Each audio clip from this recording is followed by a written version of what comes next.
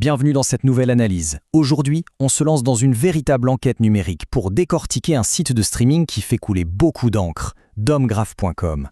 C'est la grande question, n'est-ce pas? Avoir accès à tout de suite, gratuitement. Est-ce qu'il y a forcément une arnaque quelque part? C'est exactement ce qu'on va essayer de découvrir ensemble. Bon, alors, parlons de notre sujet du jour, domgraph.com. Sur le papier, c'est le rêve de tout cinéphile. Des films, des séries à gogo, sans payer un centime. Mais la vraie question que tout le monde se pose, c'est peut-on vraiment lui faire confiance? Et franchement, comment résister? Les tout derniers films qui viennent de sortir au cinéma, disponibles là, à portée de clic, c'est une offre hyper alléchante qui attire évidemment énormément de monde. Mais est-ce que ça ne cache pas quelque chose? Allez, on enfile notre casquette de détective du web. Première étape, toujours la même, essayer de savoir qui se cache derrière le site. C'est souvent là qu'on trouve les premiers indices. Alors, qu'est-ce qu'on déterre? Une entité au nom de Domgraph, basée à Paris, mais l'adresse est incomplète, pas de numéro de téléphone. Et puis, regardez la date de création, juin 2023. Le site est tout jeune. Et pour couronner le tout, le domaine est protégé, donc impossible de savoir qui en est le propriétaire réel. Ça commence à faire beaucoup de zones d'ombre, non? Quand on met les deux côte à côte, c'est le jour et la nuit. D'un côté, ce à quoi devrait ressembler un site fiable, de la transparence, des infos claires. De l'autre, domgraph.com, qui est... tout le contraire. On navigue complètement à l'aveugle. Et sur Internet, le manque de transparence, c'est rarement bon signe.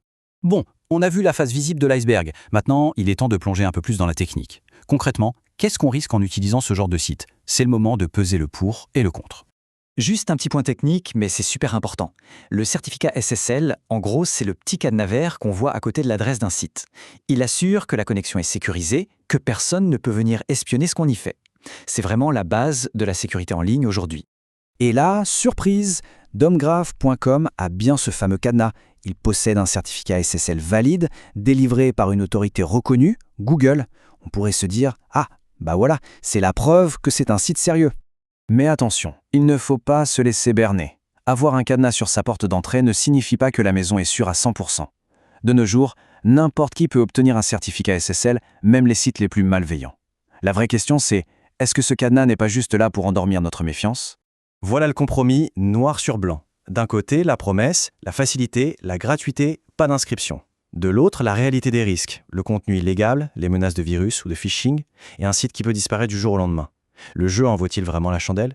Bon, on a assez parlé technique. La meilleure façon de se faire une idée, c'est encore d'écouter ce qu'en disent les autres, les utilisateurs. C'est un peu comme interroger les témoins sur une scène de crime. Alors là, attention, tenez-vous bien. Le score de confiance accordé à domgraph.com par la communauté est de 1%. Oui, 1%. C'est glacial. C'est comme si sur 100 personnes, 99 vous disaient « Surtout ne t'approche pas de ce site ». Le message est plutôt clair, non? Et pourtant, c'est là que ça devient paradoxal. Quand on lit les avis, on trouve de tout. Certains sont ravis, ils parlent d'une super qualité d'image, d'un catalogue immense.